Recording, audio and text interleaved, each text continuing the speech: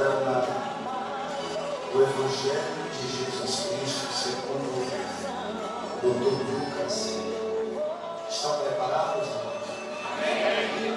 Capítulo 16, versículo de número 22. E aconteceu que o mendigo morreu e foi levado pelos anjos para o seio de Abraão. E morreu também o rico e foi sepultado. Repitam todos por gentileza. 3, 2, 1.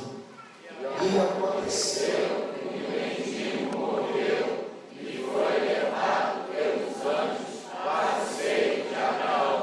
E morreu também o rico e foi sepultado. Nós conhecemos o capítulo 16 de Lucas, a partir do versículo 19 ao 31, como uma parábola. Mas esse texto que conhecemos como uma parábola, ele não é uma parábola, porque nenhuma parábola de Jesus é personalizada. Ou seja, Jesus nunca deu nome aos personagens das suas parábolas. Todas as parábolas que Jesus usou, sempre ele começou, por exemplo, um certo homem tinha 2 filhos. Em outra, ele disse, a herdade de um homem rico tinha produzido frutos. Em outra, ele disse, desceu um certo homem de Jerusalém para Jericó. Em outra parábola, ele disse, qual de vós terá um amigo e se for procurá-lo meia-noite? Em outra, Jesus começou dizendo, um semeador saiu a semear a sua semente. Em outra, ele disse, um certo homem fez uma grande ceia. Em outra, ele começou dizendo, o reino dos céus é semelhante a 10 virgens. A nenhuma parábola usada por Jesus, ele personalizou, ou seja, ele deu nome aos personagens das suas parábolas. Já nesse texto de Lucas, capítulo 16, do 19 ao 31, isso aqui é a narração crítica de um fato. Isso aqui é um testemunho que Jesus dá. E Jesus aqui nesse texto ele fala de Moisés, fala dos profetas, fala do Hades, fala de um homem por nome Lázaro. E se eu perguntar-lhes, vocês me responderão um enfático não. Moisés é uma parábola? Não. Os profetas são parábolas? Também não. O Hades é uma parábola? Também não. Logo, esse texto aqui é um testemunho que Jesus dá, pois parábola é uma narração alegórica que fala-nos de uma doutrina moral. E Jesus usou muito o ensino parabólico para nos mostrar verdades espirituais. Mas você pode me dizer, pastor Lenilson, existe aqui uma epígrafe entre o versículo 18 e 19, dizendo-se que este texto é uma parábola. Nos textos originais, que na verdade nós não temos os originais, nós temos cópias e cópias e cópias, não existem essas epígrafes. Elas são usadas para separar um texto de outro pela imprensa bíblica brasileira, por exemplo. E nesse testemunho Jesus começa dizendo assim, ora, havia um homem rico e vestia-se de púrpura e vinho finíssimo e vivia todos os dias regalada e esplendidamente. Esse homem que Jesus está se referindo, a história era o nome dele de Nélives. Era um homem abastado que possuía absolutamente tudo que qualquer mortal desta vida deseja. Só que Jesus disse que esse homem vestia-se de púrpura. Púrpura era conhecida como as vestes reais. Esse homem era um homem muito importante, mas além da púrpura, ele também vestia-se de linho finíssimo. A palavra linho finíssimo é uma palavra grega chamada leokon kataron, que quer dizer justiça, pureza e santidade. Jesus está dizendo que este homem era um homem religioso. Pois o linho na Bíblia representa a justiça, a santidade e a pureza dos santos. Mas ao mesmo tempo que este homem vestia-se de linho finíssimo, ele também vivia uma vida regalada e esplendidamente. Não obstante ser um homem religioso, ele era um homem que não tinha um compromisso espiritual. é um compromisso moral com Deus.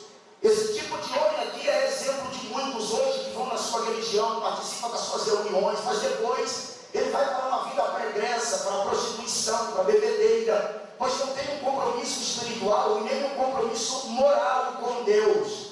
No versículo de número 20, Jesus disse: havia também um certo mendigo chamado Lázaro, que jazia cheio de chagas à porta daquele. Esse Lázaro aqui, se fôssemos colocar para a história da igreja, Lázaro representa o cristão. Perceba que Jesus disse aqui que esse homem estava cheio de chagas à porta daquele. As chagas aqui, se for aplicar para a história do cristão, a história da igreja, representa as tribulações, as crises existenciais, os problemas, as adversidades que todo crente enfrenta durante o tempo em que permeia esta terra. Havia, Jesus disse que ele também desejava comer das migalhas que caía da mesa deste homem rico. Essas migalhas aqui é aquilo que precisamos deste mundo durante o tempo da nossa peregrinação. Se eu perguntar aqui nessa noite quem está trabalhando, muitos aqui estão trabalhando, e aqueles que não estão, se eu perguntar, aqui também tem muitos, e se eu perguntar também, se essas pessoas que estão desempregadas querem um emprego, essas pessoas desesperadamente estão à procura de um emprego. E para que quer um emprego? Para trabalhar, obviamente.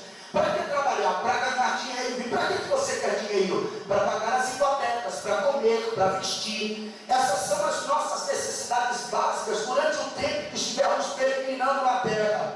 São as necessidades que temos durante o tempo que estamos aqui nesse mundo. Só que tudo isso que o mundo tem para o nosso mantimento durante o tempo que estamos aqui, isso é como migalhas perante Deus. Jesus disse que os cães vinham lamber-lhes as chagas. Isso aqui fala das perseguições, das influências de Satanás no mundo, que de alguma forma combate contra a fé dos santos. Só que no versículo número 22, onde Deus diz o texto: e aconteceu que o mendigo morreu e foi levado pelos anjos para o seio de Abraão. Um homem como Lázaro, esse mendigo, quando morria, a maioria das vezes as autoridades encontravam esses corpos debaixo das marquises da cidade. Se dava um tempo para que algum ente querido viesse e desse um enterro decente a esta pessoa. E quando isso não ocorria, muitas vezes o corpo desse mendigo era queimado no lixo de Jerusalém. Só que depois que o mendigo morreu, também morreu o rico, e o texto diz que ele foi sepultado. Um homem rico como este aqui, quando morria, saía mensageiros por todas as cidades adjacentes para avisar as pessoas importantes das cidades que fulano de tal havia falecido. E as pessoas saíam das suas cidades, das suas casas, para participar do cortejo fúnebre. O cortejo fúnebre era de muitas pessoas, sempre se pagava as mulheres carpideiras, as mulheres que são pagas para chorar. Até nos nossos dias, em termos de pessoas muito ricas e abastadas, essas mulheres são pagas para chorar. São aquelas mulheres que vão próximas ao caixão, com gestos patéticos de desesperos, simulando desmaios, arrancando porções dos seus cabelos, vão próximo ao caixão chorando tão desesperadamente que as pessoas pensam que elas são pessoas próximas, como esposa, como mãe, será alguém dessa natureza que faz parte da família. Chegando no cemitério, os políticos influentes se expulsaram em volta do caixão e todos voltaram para as suas respectivas casas com um sentimento de tristeza. Afinal, a morte tinha ceifado alguém que eles amavam. Só que este homem rico, ele não foi para um bom lugar, ele foi para o Hades, tanto quanto Lázaro foi. E tem gente que estudou esse texto aqui e ainda não entendeu porque que Lázaro está no Hades e também o rico está no Hades. Até a morte de Jesus, o Hades era de uma forma. O Hades tinha, como tem até hoje, um abismo no meio. Esse abismo está cheio de demônios controlados e revisado, pesquisado, ou melhor, comandado por um demônio chamado de Apolion ou Abaddon. Do lado esquerdo desse abismo havia, como existe até hoje, o chamado de lugar de tormento, para onde foram, estão indo e irão aqueles que não servem a Deus. E do outro lado do abismo havia o chamado seio de Abraão. O seio de Abraão iam todas as pessoas que serviam a Deus no Antigo Testamento até o dia da morte de Cristo. Quando Jesus morreu, que ele foi ao céu, depois ele desceu, o ápice foi modificado, porque essa peça chamada seio de Abraão, por causa da esperança de Abraão, foi removida do lugar e levada para os céus. Quando Jesus alça este texto, ou nos dá este testemunho, e o homem rico agora está no lugar de tormento, ele olha para o outro lado do abismo e percebe que Lázaro estava no seio de Abraão. E quando ele vê que Lázaro está no seio de Abraão, ele começa a fazer um clamor. E clamando disse: Pai Abraão, tem misericórdia de mim. Eu mando a Lázaro que molhe na água a ponta do seu dedo e me refresque a língua, porque estou atormentado nesta chama. A situação do rico era muito deplorável. Abraão olhou para ele e disse assim: lembra-te de que recebeste os teus bens em tua vida, e Lázaro somente males, e agora este é consolado e tu atormentado. Quero abrir um parênteses aqui para nos dizer que este homem rico não foi para o Hades porque ele era rico, e este homem pobre e mendigo não foi para o seio de Abraão porque ele era pobre. Porque no Hades existem tantas pessoas que foram ricas aqui, como também foram pobres, como também no céu, no seio de Abraão, está cheio de pessoas que foram ricas aqui e que também foram pobres. A questão é que você escolhe nesta vida onde você vai viver a eternidade.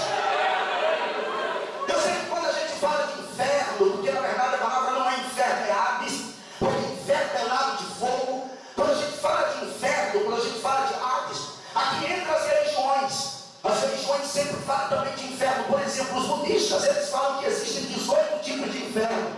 Eles dizem que existem 8 infernos frios e 8 infernos quentes, e nós temos subcategorias de inferno. Todos os tipos de infernos falados pelas religiões são no sentido de purificação. A Igreja Católica, através do seu clero e a doutrina estraga no purgatório, eles aboliram de alguma forma o inferno, porque eles criaram nesta doutrina dizendo que as pessoas que morrem em pecado, elas vão para um lugar chamado de purgatório, e lá são purgados seus pecados, e depois que são purgados seus pecados, essa pessoa é tirada do purgatório e levada para o céu onde Jesus está. Isso aqui é uma aberração. A pessoa afirmar um tipo de coisa dessa. Por que, pastor Denilson? Porque se existe purgatório, Jesus não precisava padecer tanto na cruz do Calvário para morrer pelos nossos pecados. O purgatório não existe. Existe sim o sangue de Jesus Cristo, que purifica o homem de todos os seus pecados. Só que não é apenas o clero romano, os budistas que falam de inferno.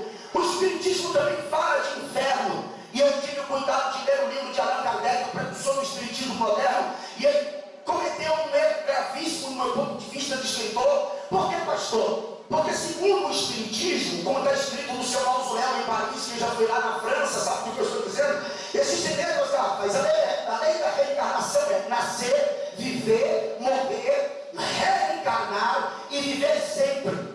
Para o espiritismo, todos nós que estamos aqui, essa doutrina diz que nós vivemos num tempo passado. Nós estamos aqui porque nós não fomos perfeitos na outra vida, estamos aqui passando por um processo de perfeição. E se não formos perfeitos, nós morreremos e reencarnaremos tantas vezes, quantas vezes for necessária. Ora, irmãos, mas que erro existe no livro, no escrito de Allan Kardec? O escrito dele diz que João Batista é o profeta Elias, a reencarnação do profeta Elias. E que erro nisso é que, segundo o espiritismo, para a pessoa reencarnar, a pessoa tem que morrer. E Elias, ele não morreu. Elias, ele não morreu. Elias, ele foi arrebatado em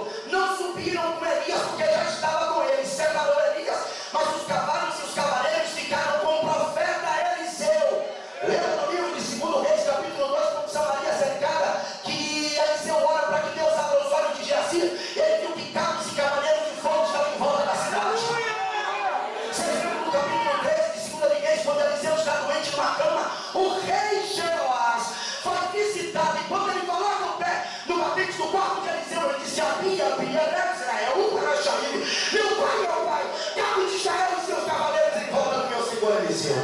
Você sabe por que os cavalos estão? É porque o crente não anda só. Vou dizer de novo, crente não anda só. Crente não é torcedor. Quem quiser vai me chamar de protestante, mas ele me chama de filho. Quem está entendendo que eu estou pregando aqui? Você não está sozinho, diga para ele. Tem comitivas.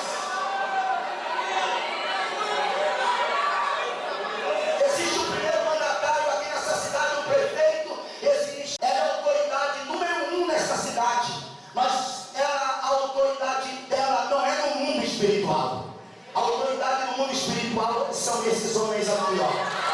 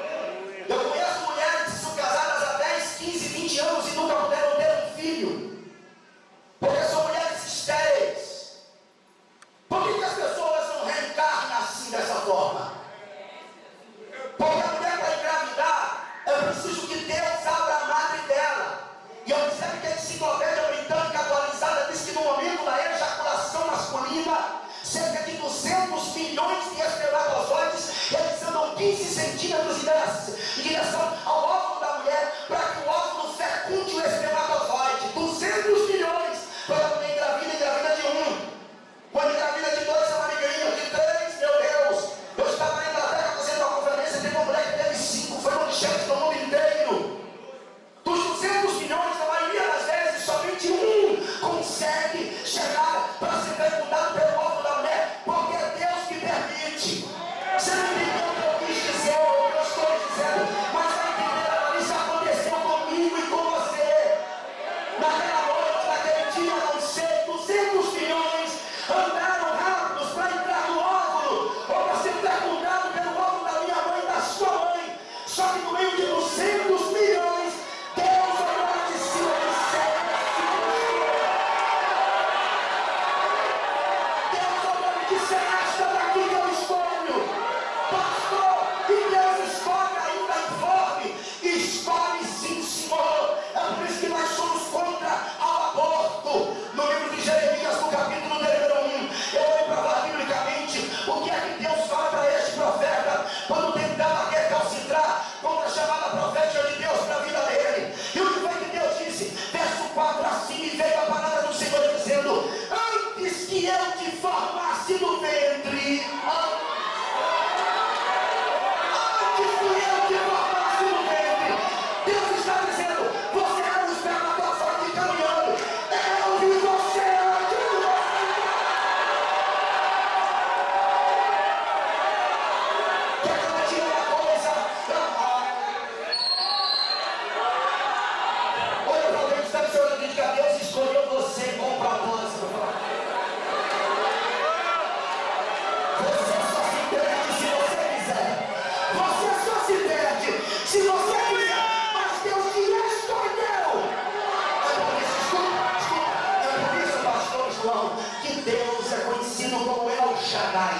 El Shaddai não quer dizer só Deus Todo-Poderoso. A palavra El Shaddai vem da raiz Shai, que quer dizer aquele que amamenta.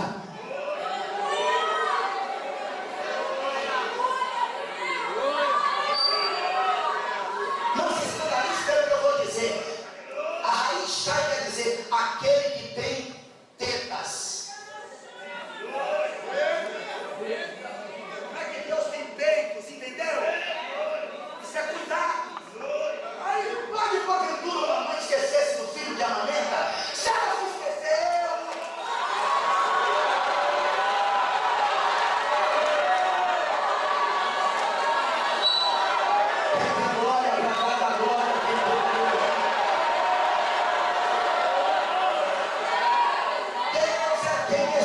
pare. Ainda antes que eu te formasse no ventre, eu te conheci. E ainda antes que saísse da madre, te santifiquei. Aí vem o propósito. E as nações te veem como profeta.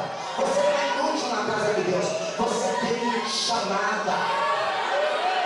Talvez você não cante, talvez você não pregue, mas você pode ser um diácono. Talvez você não seja um diácono, pode ser um presbítero. Talvez você não seja um presbítero, pode ser um intercessor, pode ser um missionário. Deus chamou você com propósito. E esse homem está no Hades. E ele observa aqui no Hades, Lázaro estava no seio de Abraão. Pastor Denilson, que lugar é este chamado de lugar de tormento? O lugar de tormento é um lugar para onde as pessoas que não servem a Cristo vão. São chamados de desobedientes. As pessoas que vão para lá estão conscientes? Estão. A mensagem vai dar muito ibope não, mas eu vou pregar. E quando as pessoas vão para este lugar, elas ficam conscientes, porque quando o texto de Eclesiastes fala da inconsciência, fala da inconsciência do corpo e não da alma. As pessoas que estão lá sabem por que estão lá, lembram das oportunidades que tiveram aqui na terra, tanto quanto aqueles que estão no céu também estão conscientes. Lá no Hades existem cerca de 5 tipos de tormento aproximadamente. Número 1, a ausência de Deus.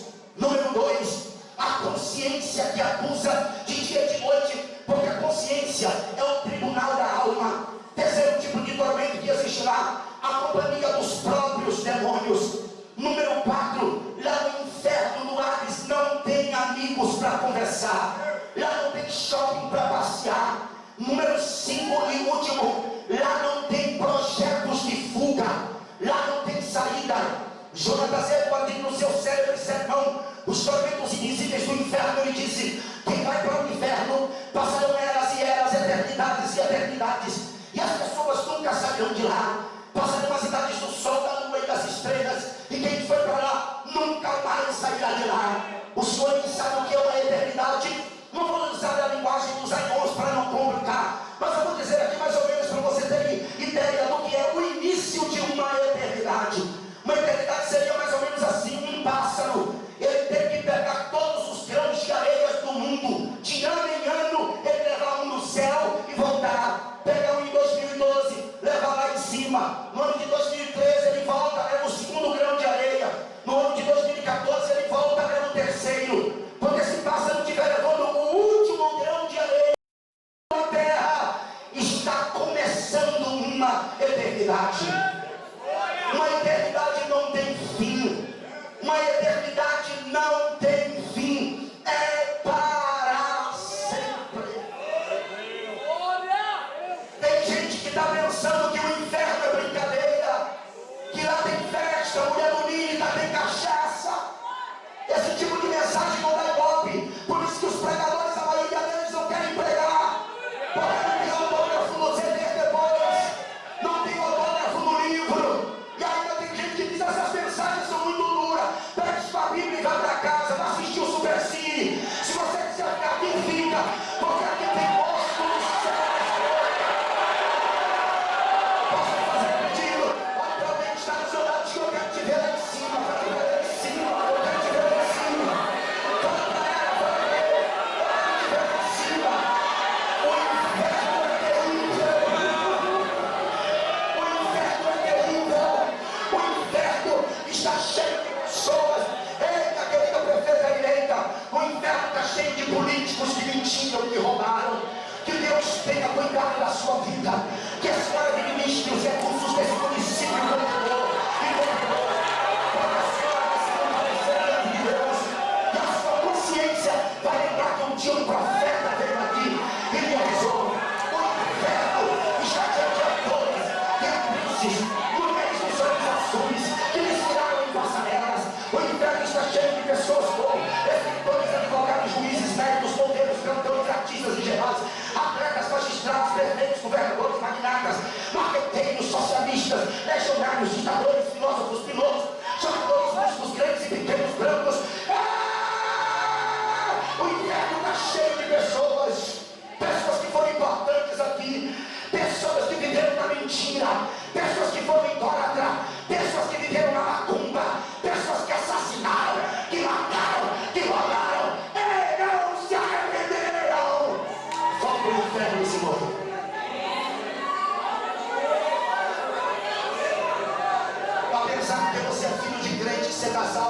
você pregar.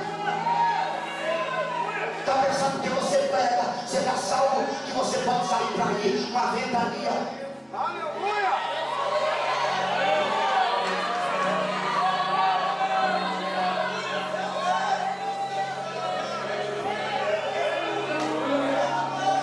O inferno é real.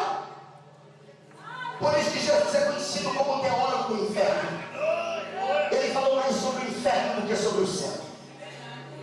E ainda ele alertou: tema aquele que pode lançar você no inferno.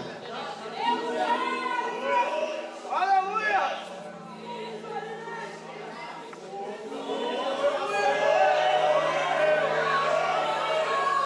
A Deus é pai. Ele é pai para filhos, pastor João. E ele é juiz para bastardos.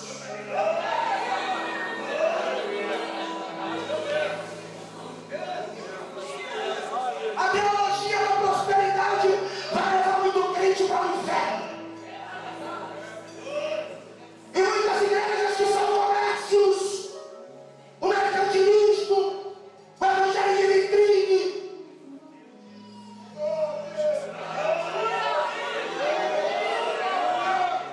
Os amuletos que se vendem usando a palavra. Pregadores que roubam os incautos, dizendo que estão dando dinheiro para a África, contendo as suas orgias.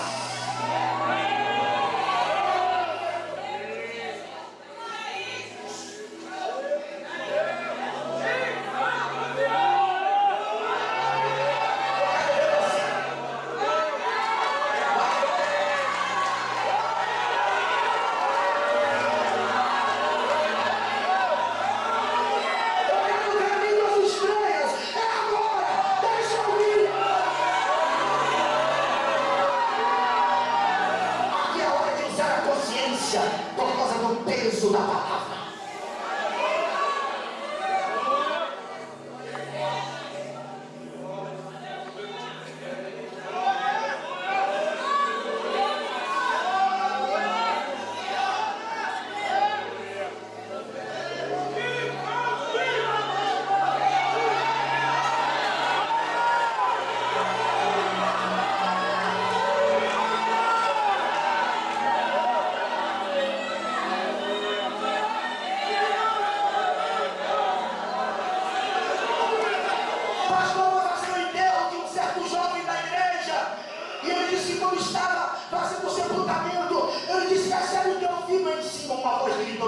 Não está comigo.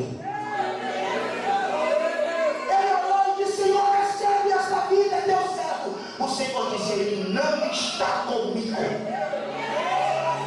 E ele foi para a casa do jovem 2 dias depois, com aquilo na cabeça, não contou para ninguém. Ficou sentado na sala e ele disse que quando ele estava na sala, o Espírito Santo disse a ele: vai no quarto dele. E ele foi no quarto, e quando chegou no quarto, ele ficou olhando para um lado e para o outro. E ele foi debaixo do colchão, estava cheio de revistas pornográficas, DVDs, filmes de sexo. Ele disse: é bonito.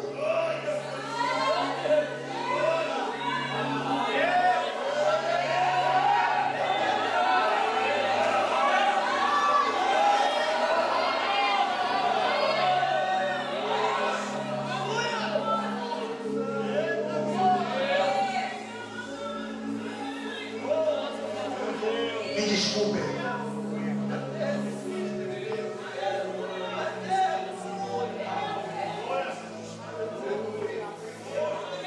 Teve muitas pessoas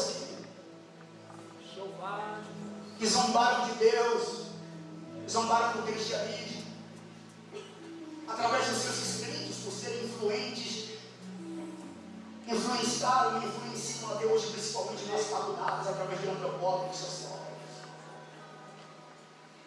E esses homens que zombaram tanto do cristianismo, na hora da morte, puderam expressar-se acerca de Jesus e da morte no inferno. Por exemplo, Lênin morreu em confusão mental.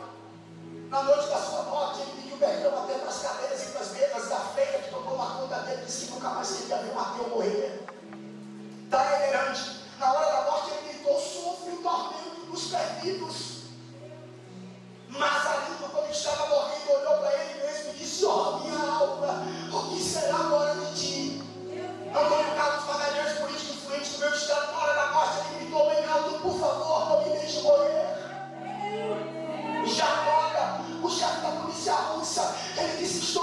garantir, deve haver um Deus, e Ele está me castigando por causa de todos os meus pecados. Calma, gritou: estou perdido, estou a um passo para dentro da escuridão. César Augusto disse que apresentei o meu papel. Bem, nesse caso aplaudam, porque a comédia acabou. David Hume gritou: a minha alma está em chamas. Simon Scott, antigo presidente da Câmara Alta Inglesa, na hora da morte, ele disse: até este momento pensei que não havia nem Deus nem inferno. Agora sei que outros existem, estou entregue ao justo juízo do Todo-Poderoso. Jaroslawski, o presidente do movimento ateu internacional, quando estava para morrer, ele disse assim: por favor, queimem os meus livros e olhai para o santo. Diferente da morte daqueles que servem a Deus, quem serve a Deus na hora da morte, por exemplo, John Rockstop gritou: oh, que contemplei uma visão que não posso descrever. A terra se recua e o céu se abre diante de mim. Este Mendes disse: o sol está se pondo, o meu está nascendo. Vou deixar a cama de enfermidade para Billy Graham gritou: o que? Eu temer a morte? Glória!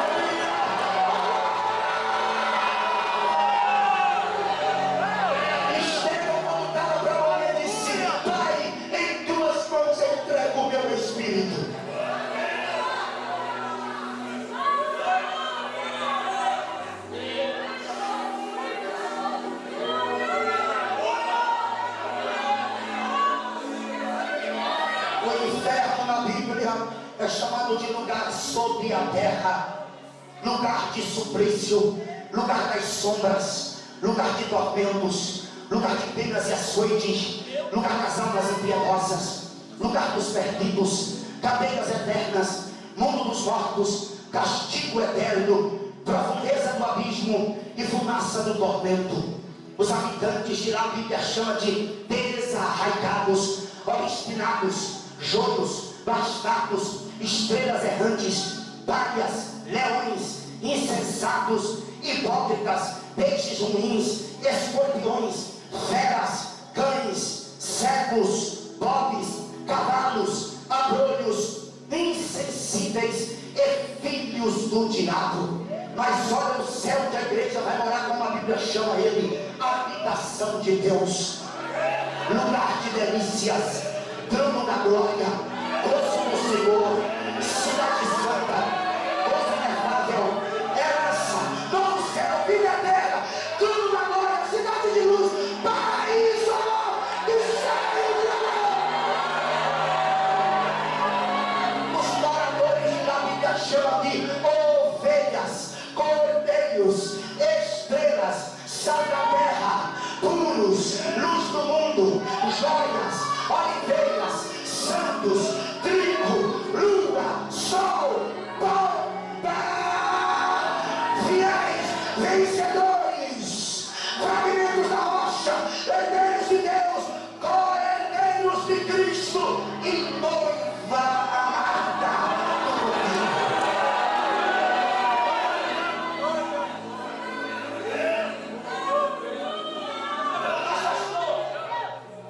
O que foi que houve com o conselho de Abraão? Você vai entender como nunca entendeu. Jesus morre na cruz. Não foi a morte que o matou. A morte tentou, mas não conseguiu. Foi ele. O diabo até tentou que ele pecasse na cruz, sendo crucificado. Quando pegou aquela beberagem, porque primeiro foi vinagre, ele bebeu. Depois veio uma beberagem e ele não bebeu, porque essa beberagem tinha o fruto da vide. E lembra que Jesus disse: eu não beberei do fruto da vide. Lembra? Até que chegue o rei de meu pai. Então o diabo foi lá e disse: beba, porque ele quer pegar o Senhor na sua palavra. Se tu és o Filho de Deus, transforma essas pedras em pães e come. Jesus podia transformar, mas só que Jesus era humano. E o diabo queria que ele usasse os dotes de divino. E nós somos divinos, Ele quer que a gente seja humano, que a gente se vingue, que a gente bata, que a gente fale mal.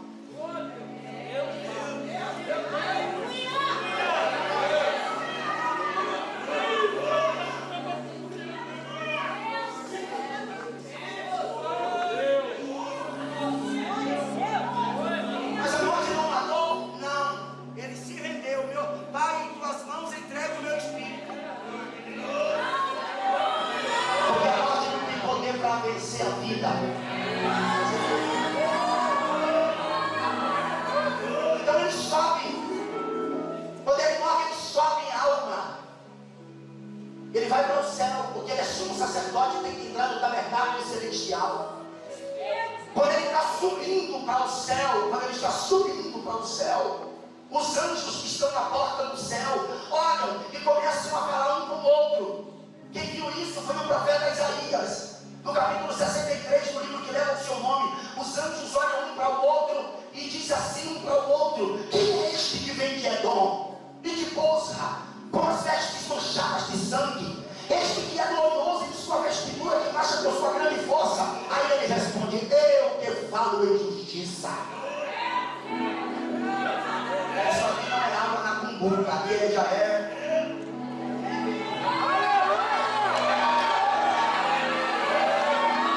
Quem é este que vem de Bosra, que é com as vestes manchadas de sangue? Este que é glorioso em sua vestidura, que marcha por sua grande força. Ele responde: eu que falo em justiça, poderoso para salvar. E os anjos perguntam: porque esta veste tua está manchada de sangue, e as tuas vestes como daquele que pisa uvas no lagar? Aí ele diz: eu sozinho, eu. Não teve Maria, Pedro, Tiago e João, ninguém me ajudou. Eu sozinho morri lá para redimir. E estou subindo como sumo sacerdote. Ele sobe. Presta atenção, quando ele chega lá, ele mostra o seu sangue. Ele tira as vestes de sumo sacerdote, porque ele cumpre isso no princípio bíblico da Torá.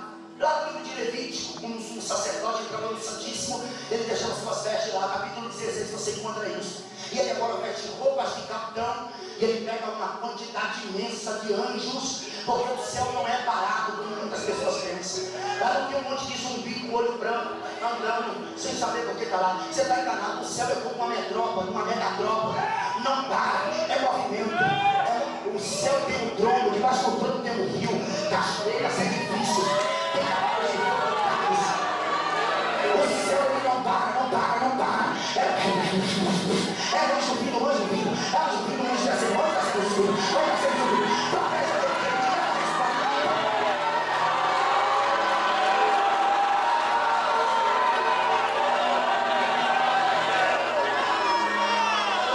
Jesus pega um monte de anjos, sabe o que ele vai fazer? Ele vai para o Hades, para o inferno. Chega no inferno com aquela comitiva, ele prega aos espíritos em prisões. A mensagem aqui não é o evangelho do grego com as novas de salvação. Aqui é a mensagem de um potentado.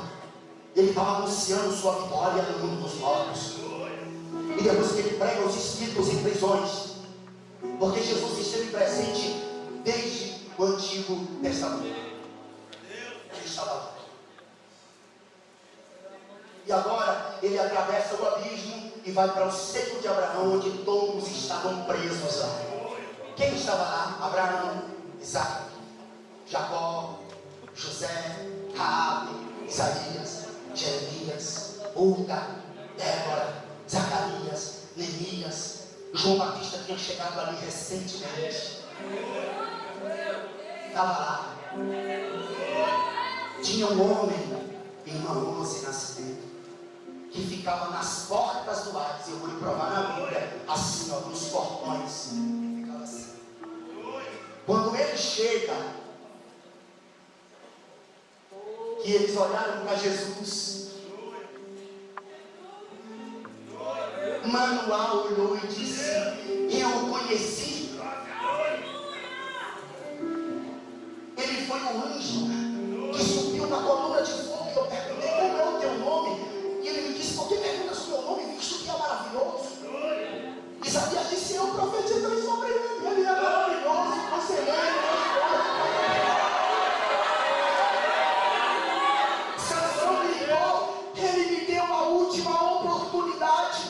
Gideão disse que ele foi o capitão do meu exército. Abraão disse que ele foi minha riqueza e a minha fé. Salomão disse que ele foi minha sabedoria. Davi disse que ele foi o som da minha harpa, a unção de Deus sobre a minha cabeça.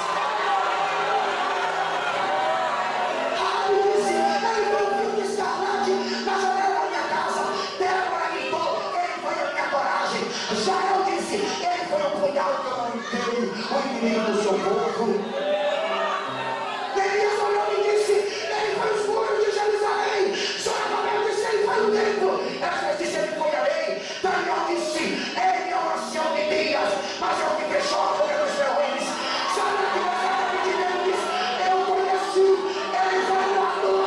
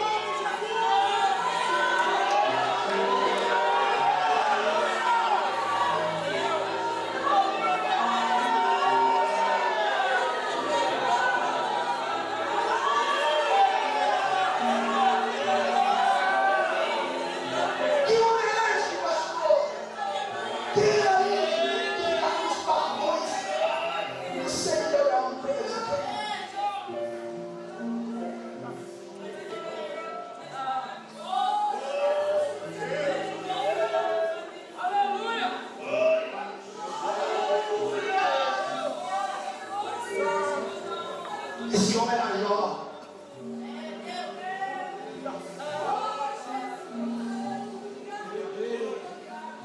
Mas ele disse assim, se ele me matar, nele esperarei. Como se entende isso? Quer dizer, se ele me matar aqui, eu desço para o Hades, vou para o centro de Abraão, esperei lá.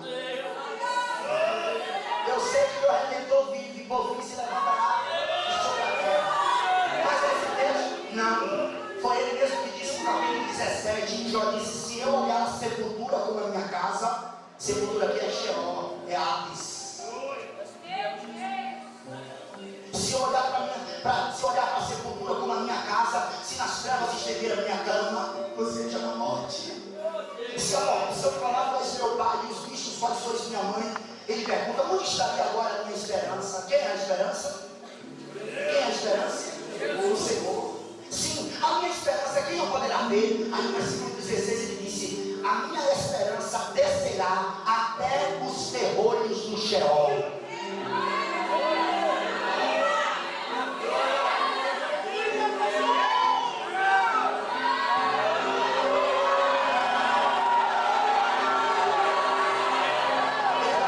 Ele vai lá me buscar.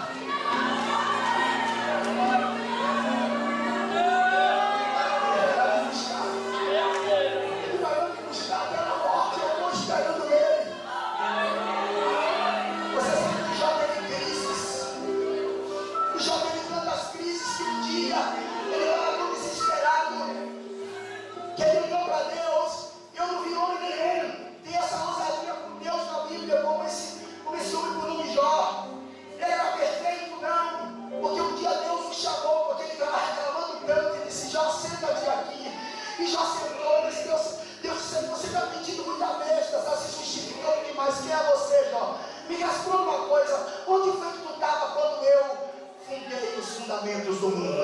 Onde você estava? Descende mais um pouquinho mais perto de mim aqui. Me diga uma filisteus. Conta pra mim, você não é nada, Jó, cala sua boca. Não disputa comigo. Só que um dia Jó olhou para Deus e corajosamente ele disse para Deus essas palavras que nenhum homem na Bíblia teve coragem. No versículo 33 do capítulo 9: ó Deus, não há um árbitro entre eu e ti para ajudar a minha causa. Não existe um juiz que julgue o que eu estou passando. Não tem ninguém entre eu e ti, não.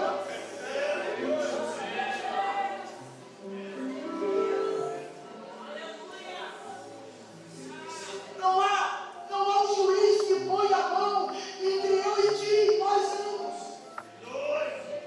Eu estou sofrendo demais.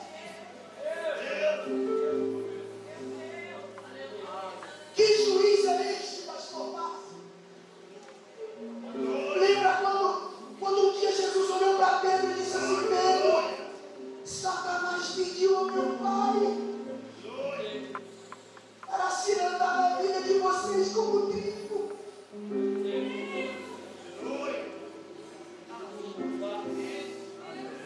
Satanás rogou ao pai, dizendo assim: deixa eu entrar na vida desses discípulos.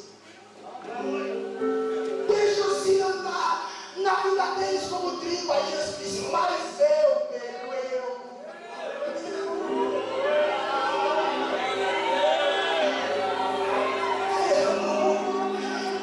roguei o Pai, porque eu, Pedro, eu sou o juiz que já queria.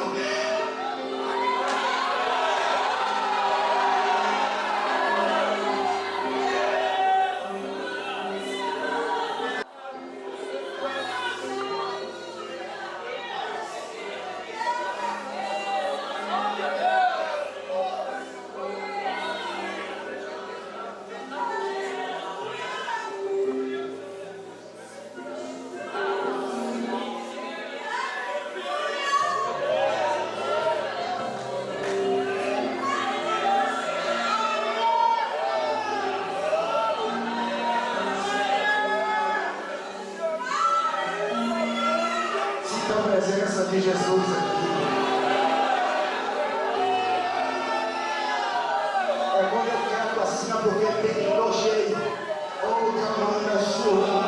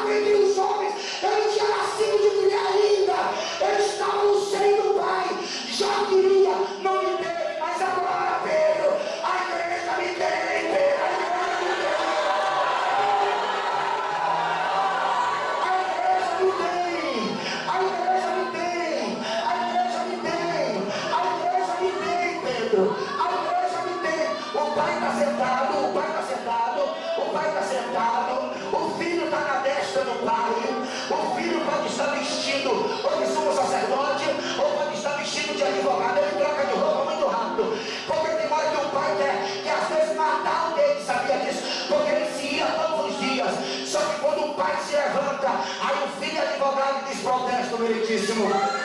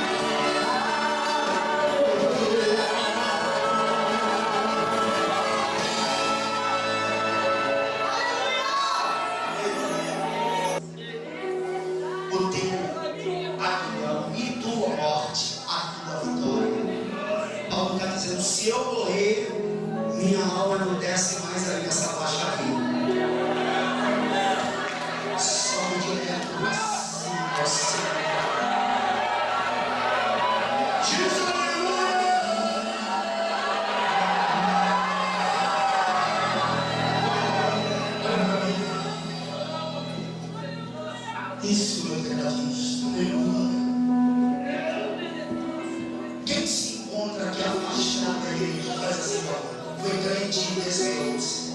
Faz assim. Pastor, eu estou afastado da igreja, afastado. O Espírito Santo está te chamando de volta. Sabe do seu lugar velho.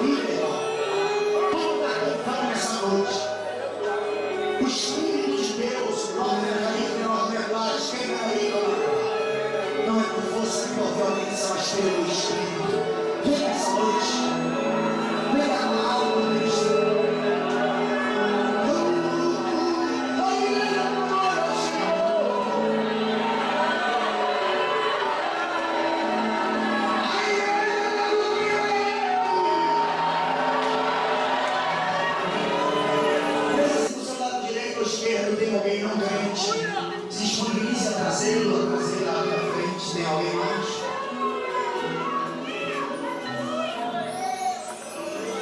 Tem mais alguém?